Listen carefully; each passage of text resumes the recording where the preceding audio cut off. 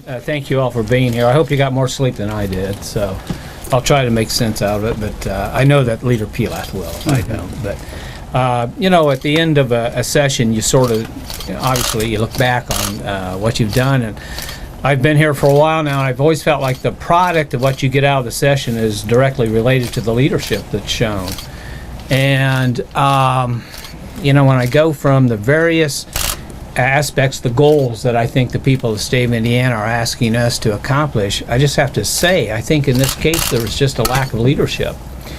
The governor, in terms of, I know he got some of his initiatives, he said he got them accomplished, but quite frankly, we're not going to remember this session for any of those things that he tried to do. It's going to be remembered as the RFRA session, number one.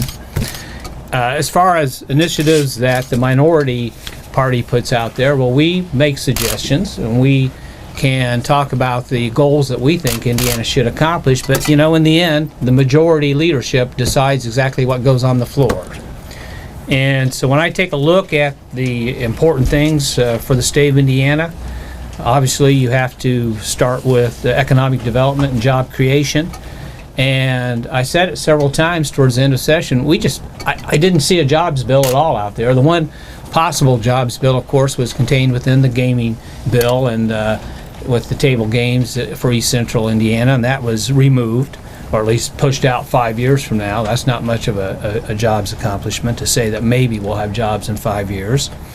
I can even point to things taken out of the budget. There was, in my district, Leader Pelath, there was an initiative for Ivy Tech for a manufacturing center. Obviously, we need that type of facility in East Central Indiana. That was removed from the budget. And instead, we had RFRA, which almost wrecked our economy. $1 billion is estimated in terms of the damage. And we haven't really done anything to repair it, not meaningfully at least. Related subject matter or goal that I like to refer to as helping average Hoosiers, we proposed raising the minimum wage, making sure that the earned income tax credit stays up with the real earnings of average Hoosiers, looking at the issue of disparity of pay and equal pay for women in the state of Indiana. None of those suggested, none of them taken, of course. Instead, what do we get?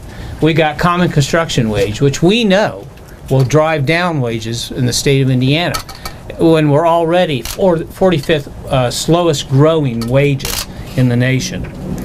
On education, you have to really go way back in the recesses of your mind to remember the governor called this, he wanted to call this the education session.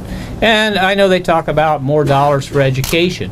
But what also happened was, instead of making sure that those dollars reached every child everywhere in the state of Indiana, instead we play a game of winners versus losers, and unfortunately there's a lot of losers in the rural and urban area school districts. And then just finally, before I turn it over to Leader Pelath, there's this sort of thing that's hard to quantify, but I just call it our standing as a state in the nation and in the world. And the damage that has been done by things like RFRA, I think, is immeasurable. It's going to take a long time for us to show the nation that truly we are not about discrimination. We know Hoosiers are not about discrimination. But my question there is this. When the RFRA debate was going on and lasted for some time, I heard out of the leaders around this building, both the House and the Senate, that, well, at least the issue of discrimination is now on the front burner. Well, apparently they turned the burner off, because we don't have any pledge that we're going to resolve the issue of discrimination next year. We tried to get in the Senate, Mr. Leader, at least a study committee over the summer to take a look at our Civil Rights Act and amending the act to add LGBT. And that was shut down on a party line vote, I believe. And I think I'll let you talk about what you did on that matter. But I'm here to say that issue is not going to go away. Let me just finish up about RFRA. RFRA was put out there, and I think they thought that it was going to take Philadelphia lawyers to understand what was going on with that language. But all it took was common sense Hoosiers to look at and to say, you know what this says to me? it says to me discrimination, and they rejected it. And so that shows you how great of a state we have when the people of our state can see clearly through language, and when they see discrimination, they don't like it. So we're going to have to do something about this when we come back. I'm sorry we didn't accomplish more in this session. One thing I will say, we do have at least a framework for addressing this health crisis on the HIV epidemic, which the ball's going to be in the governor's court now. We provided at least a way by which a needle exchange program can occur. I'm concerned because I've heard his comments in the past. I know he's skeptical about needle exchange programs, but I'm hoping that he will take what we've given to him and stop this crisis. We felt there probably should have been more resources on that issue as well. I hope that the locals are going to be able to do their part of this as well. And I'll turn it over to Leader Pelath at this time for his comments. Thank you, Leader Lanane. Excellent. By the way, I appreciate working with you, and I want to say that in front of the media corps. It's time to look at the lessons that we learned from the 2015 session of the General Assembly. The first lesson is that this is the beginning of the end of the supermajorities. History clearly will indicate that it started now, because the people of Indiana have seen the results of a single-party stranglehold on state government, and they are not pretty. They are not becoming before the rest of the nation, because the supermajorities and the control of the state government by one party have yielded an economic malaise. The supermajorities and the governor cannot manage Indiana's economy, and that is painfully evident. And we cannot ignore RFRA as being a primary cause, because not only does it indicate intolerance, but it makes our best and brightest young people want to leave Indiana. It discourages our best and brightest in the nation from moving here. And those people are our economic future. And they are the ones that are going to sustain us and allow us to grow economically and build a new level of prosperity and to reach our potential. And instead, we are pursuing policies that are going to drive them away, not just with the minutia of legalisms, but with the attitudes that lie behind efforts to discriminate here in Indiana. Those things have to change, and the people of Indiana have already realized it. The second thing, their economic vision for what's going to allow us to grow is wrong. They continually have pursued policies of getting more money and more power in the hands of the right people in hopes that they'll do nice things for the rest of us. At the same time, we're neglecting our middle class and people trying to get into the middle class. And the budget is an indication of that. We are not reinvesting in our workforce. We are not reinvesting in our now 4 systems of education to ensure that every child is going to have the opportunity to benefit and acquire the skills that are going to be needed in the future to earn a better wage and be able to provide for a family and for future generations. We're missing those opportunities. Instead, what we're seeing is merely management of internal Republican politics. And the results are neglecting Indiana's basic needs. Because what we're going to need here to grow and to reach our potential is 2 different things. We're going to have to break through the caps on our future economic potential. 1, we need more highly skilled people who stay here in this state, who are able to earn higher wages and have thicker pocketbooks that they then can use to spend at other Indiana businesses to create jobs for their friends and neighbors. That's the first thing that has to be addressed. They've only ever showered all their attentions on one side of the ledger, which is what the investors are going to do. We need both. We need the profit. We need the profit earners, and we need the profit creators. Secondly, we're going to have to break away from the old-fashioned ideas of the past. And we have to break away from the ideological debates that have happened back in the 90s, in the 80s, and sometimes the 1880s. Because too often that's what we're hearing about out here on these 2 floors of the Indiana General Assembly. And something that's overlooked a little bit is Indiana's infrastructure is crumbling, almost to the point of becoming a crisis. We cannot grow unless we have the circulatory system that's going to allow us to allow businesses to move here, businesses to remain here, and people to get to work. And we see kids who are having a hard time getting to school, growing up next to sidewalks and streets that are getting more and more potholes. Those things have to be addressed if we're really going to build the kind of future that Indiana needs, and we're not doing it. Because the worst thing in politics is getting everything that you want. And they've gotten everything they wanted, and now all their efforts and energies are poured to managing and preserving the control that they have, while forgetting what the people of Indiana need in order to have a better future. Let's not forget what this is all about. We're here not to sustain historic power structures. We're here to create a state where our children and grandchildren are going to want to stay after they grow up. And we're not doing that. And that's the real tragedy and left open task of the 2015 session. We're not moving Indiana forward. We're gratifying ourselves here in these chambers and neglecting those outside of them, and that needs to end. And with that, Leader Lanane, with your blessing, I think we'll be happy to take any questions.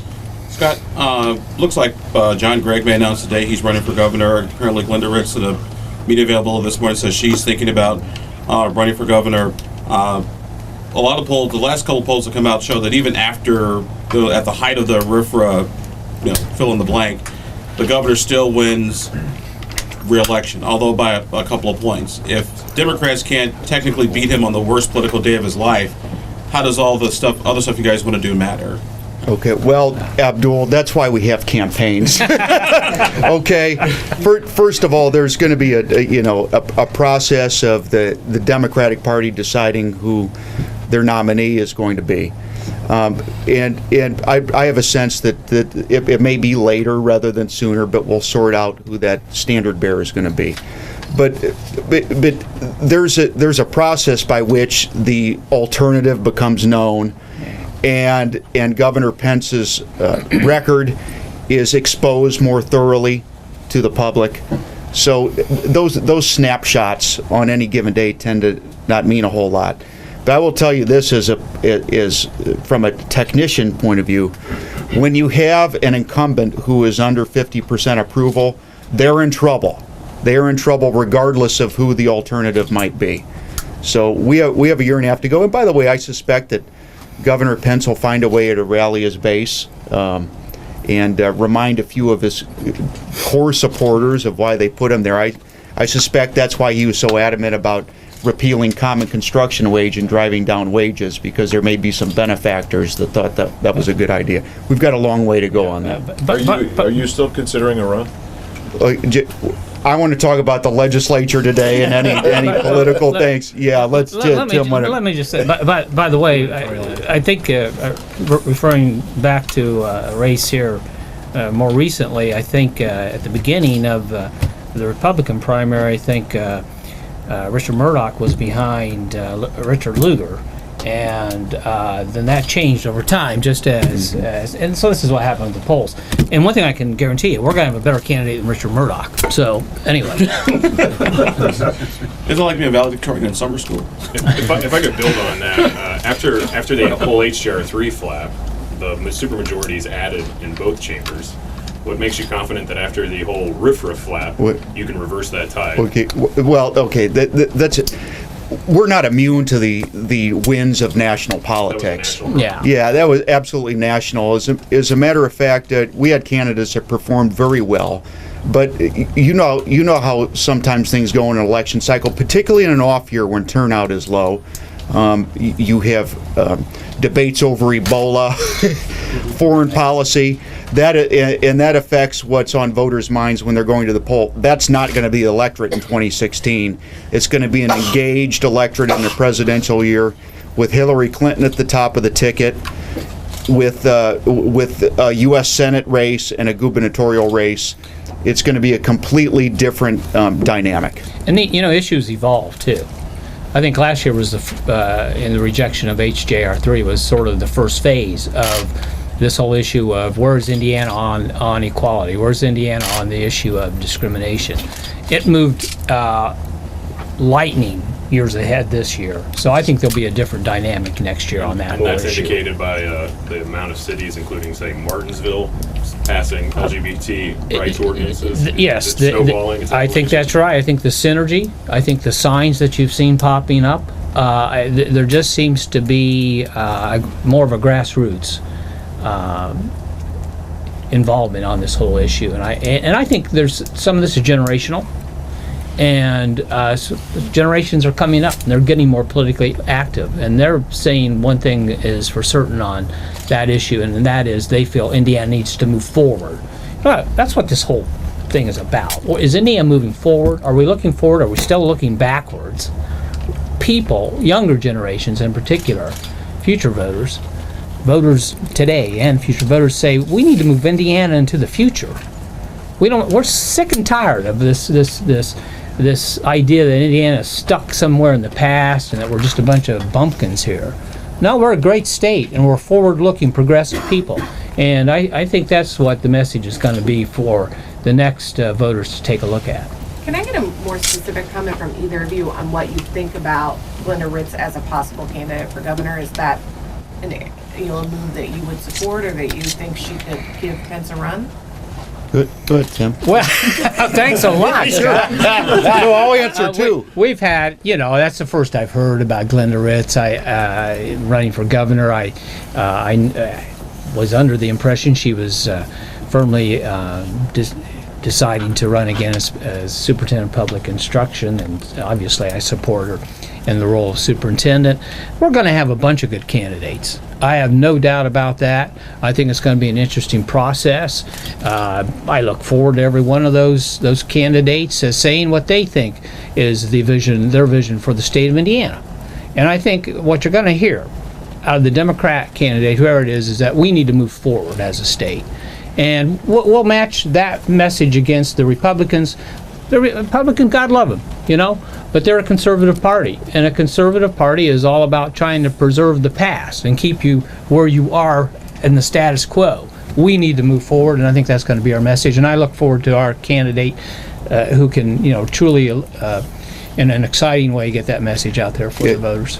Nikki, one thing that our party is fortunate about is we are developing a deeper bench. And we have a number of outstanding potential candidates, and ones that would be more than capable of winning a gubernatorial race. Really, this is just a process of determining whose individual skill set matches up best with the demands of the time. And any name you hear bandied about, I hear them, and I believe that under the right set of circumstances and with the right message and the right campaign, any of them could win. And any of them could be a successful chief executive. And that's what it's all about. It's about a new direction for Indiana. It's certainly not about individual egos or ambitions. We have some choices, and that's a good thing. How important are the mayoral elections this year for setting the stage for 2016? I think they're crucial, and we have tremendous candidates there as well. And I look at the major cities and towns all across Indiana. We have great incumbent mayors. We have good candidates otherwise. So it sets, as far as we're concerned, of course, looking forward to 2016, it sets the table for next year. And it's good to have those mayors on your side. Believe it or not, whenever I've had a moment of glumness about a political situation, I always reflect on the strength of our mayors. Right. I mean, whether you're talking about Greg Goodnight in Kokomo, or Pete Buttigieg in South Bend, or Tom Henry, or Dennis Tyler in Muncie, or Denny Tyler in Muncie, or Tom McDermott up in Hammond, and I'm hesitant to say a bunch more names because I'll leave somebody out, or potentially Gail Reekin in Evansville. Right. That's where the strength of the party has been maintained in Indiana, And that's why we always have immediate relevance for the people of Indiana. The other thing that I like about the strength of our mayors is it's another indication of the overall direction of our party, which is to be a problem-solving party and a pragmatic one, rather than a rigidly ideological one. Because mayors do things that have an immediate impact on the citizens who choose them. If the garbage isn't picked up, people know it. If the streets aren't being cleared after a snowstorm, people know it. And they prove they get the job done. And ultimately, that's what the people of Indiana need, along with the economic vision for growth and the hope for a more significant possibility for their capabilities. They want the basics to be done, and Democratic mayors prove that all over the place. Right. And that's part of that bench that I was just talking about to Nikki. And they're also out there. We expect. We want to create jobs. Well, where they're created. They're created in the cities and towns, by and large, throughout this state. And in spite of how difficult at times we've made it down here, unfortunately, in terms of taking away some of their economic development tools, or really making them, have to watch the dollars because of some of the funding reforms we've enacted down here. They find ways to do it, and they also find ways to keep the streets paved to the best that they can, and the streets safe as well too under those circumstances. So my hat's off to every mayor in this great state. Were you surprised? Were you sorry? Were you surprised at the governor got his regional cities initiative fully funded at the last minute, and is that a positive development for the state? Well, let me just say this. Other than the governor mentioning it in a State of the State, I think he dropped it in there. And I remember thinking, I wonder what that's all about. And then I didn't hear anything about it until like maybe last week. And then, then there was the issue of the IEDC and sort of their little gifts and stuff that they gave to some of the legislators. And so, I mean, really, even up until yesterday, there was a question mark as to, well, what is this really all about? I think, personally, that might have been something I could sort of get behind if, again, there had been the leadership to come forward and tell me, here's exactly how this could play out for the cities in East Central Indiana or throughout Indiana. But again, it takes leadership, and you just didn't hear that message clearly, out there. So, and last night, Senator Kenley even said, we'll have to wait and see what it means. Well, that's not a very good way to, have to take on a program. You'd like to know what it means. Brandon, it depends on the vision and the desired outcomes, and we don't know those. Right now, I haven't heard anything more than regional cities. Sounds like a neat term. Right. Let's put tens of millions of dollars behind it. One thing that has to be avoided when you see an appropriation to that degree, you have to ensure that it's not simply going to be used to reward friends and punish heretics. It really has to be part of an overall vision for growth for Indiana, and that test hasn't been passed yet. Before the session began, Leader Pelath, you said one of the goals would be to make bad bills less bad. Can you think of any examples of when you accomplish that? Making a bad bill, yes, less bad. Mm-hmm. Well, I think that some of the most extreme education legislation was cast aside. There was sometimes when you're talking about the funding of these 4 different school districts or 4 different school systems that we have, there's desires and fantasies of just turning our education into full-fledged experiments in the Wild West. And there fortunately was a little bit of discipline, and I will credit Senator Lanane's chamber on the Senate side, a little bit of restraint. Our friends like Senator Robert Baining didn't get to fulfill every single one of his wishes. Yes. So I think, there's some, but particularly given debates and testimony in committee. I think some of the harm was reduced, but the overall trajectory is still problematic. It's just maybe from month to month on a slightly lower trajectory than it otherwise would have been. Yeah, it's even hard to say, like Senate Bill 1. Okay, yeah, they shoved off, the selection of the chairperson until after the next election, but that undercuts their whole argument that, there's a crisis and we need to act immediately on this. In fact, in rules, I think it was Senator Holtman, the author of that bill, acknowledged that, whatever dysfunction there was out there had been alleviated. So what are we doing? And they didn't change the number of members on the board. They really didn't even change the appointments that much. The governor went from 10 to 8. It's a stacked board in favor of the Republican Party. So, I was surprised, Senate Bill 1, I'll be honest with you. I talk about a bad bill. I thought that after RFRA, I really felt like they surely had enough drama for one session, and that they would drop that, and we would just sort of pass a budget and get out of here in good form, sort of. But no, they couldn't help themselves. They had to bring back Senate Bill 1, and in the end, what it turned out to be was a power grab. And people, I think people will remember that next year. And did you hear anything from anyone who said that the round table should be saved? The Knights of the Round Table, or the education round table? No, I didn't hear that rallying cry. I think didn't we have a bill where we did save it, or? The funding was cut off in the budget. Yep, Pelath, you have to help. Yeah, that's okay.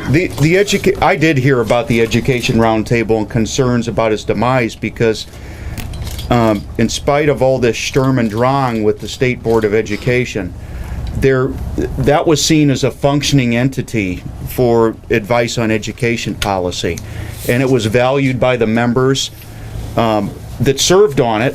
And the information generated by it was valued by the policymakers here in the General Assembly. You can see what's happened here is that all the political muscles being put behind the State Board of Education, and anything that might be seen as a competitor is left to wither. There was even I think a last-minute provision in the budget which was going to shift some power over charter schools? Vouchers. From the Department of Education to the Board of Education. Now, I know it got pulled out at the last minute, but that was very alarming to see that in there, even, briefly like that. Go ahead.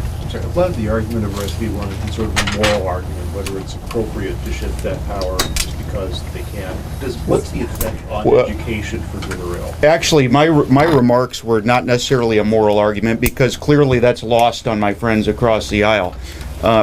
It's for me turned into a bureaucratic one. I mean, the party of low taxes and smaller government wants to add a whole another layer of bureaucrats. To our educational system. Right. Yeah, let's not forget there were provisions in Senate Bill 1 that said they, would have their own, executive director and could hire staff. And I know that takes appropriations and whatever, and I know they say it's not an agency, We have language in here that says we're an authority, for purposes of the data sharing and all that. But hey, you know what? If it looks like and it smells like and it acts like an agency, it's an agency.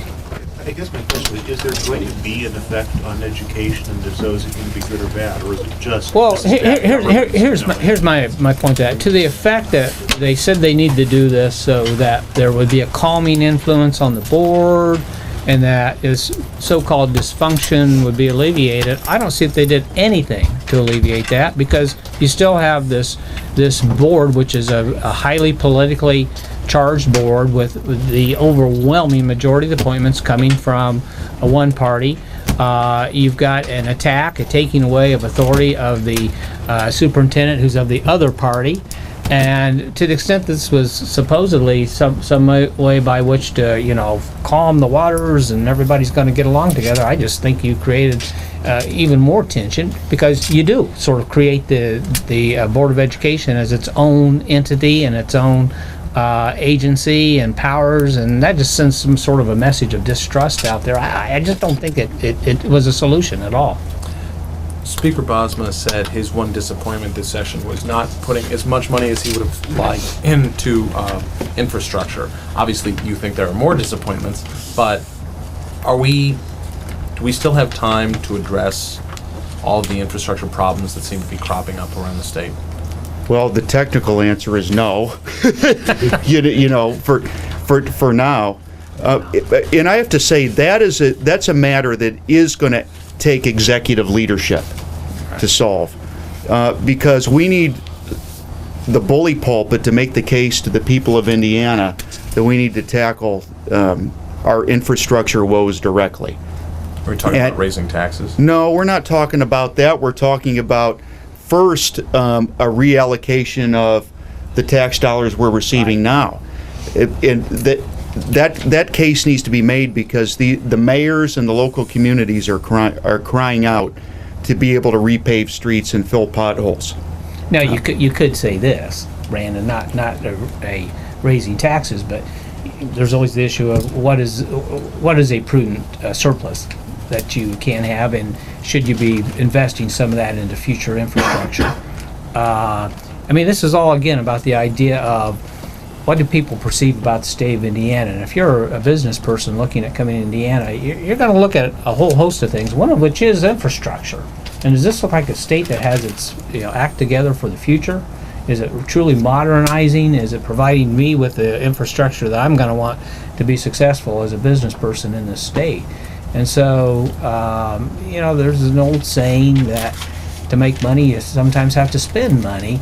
And, when you got a 1.8 billion or whatever it is surplus, it's prudent to sometimes look at, are you being, what's that old saying, penny wise and pound foolish? So, with the in the budget, the school funding changes that were made, and you've been complaining about the cuts to some school districts. Do you have a problem with the philosophy of the Republicans that pushed of money following the child and they've broken the necessary compromise? It's the same problem that's always existed. You have school corporations with growing enrollment need more teachers, and that costs it requires extra resources.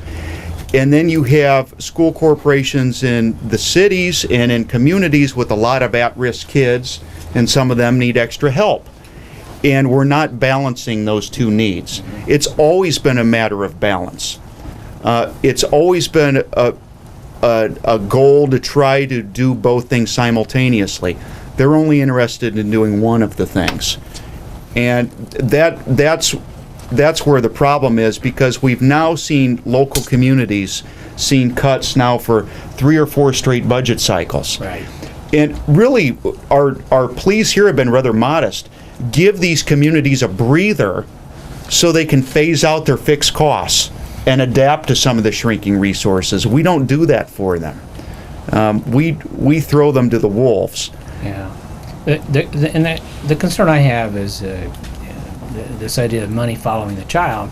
But it seems like before you get to that, they have this philosophy: we want to push the children in certain directions, and therefore we've seen this explosion of vouchers. We've seen this scholarship tax credit for if you make donations to private schools, and which, by the way, there's no income limitation on that. Billionaires are entitled to it, and it's a 50% credit. There is a statewide cap of, but other than that, it just seems like, and that coupled with the fact that for many of the urban schools, I can take Muncie as an example, it ends up with like $1.7 million less over the next 2 years. But we're going to judge them on their performance. And if they don't perform well, then we're going to, that's an incentive to try to drive further students out of those districts into the, quote, growing districts. It, to me, boils down to just a rich get richer, poor get poorer type of scenario. And I think we need to, have policies that help all school districts, because we're expecting all the school districts to perform and perform well.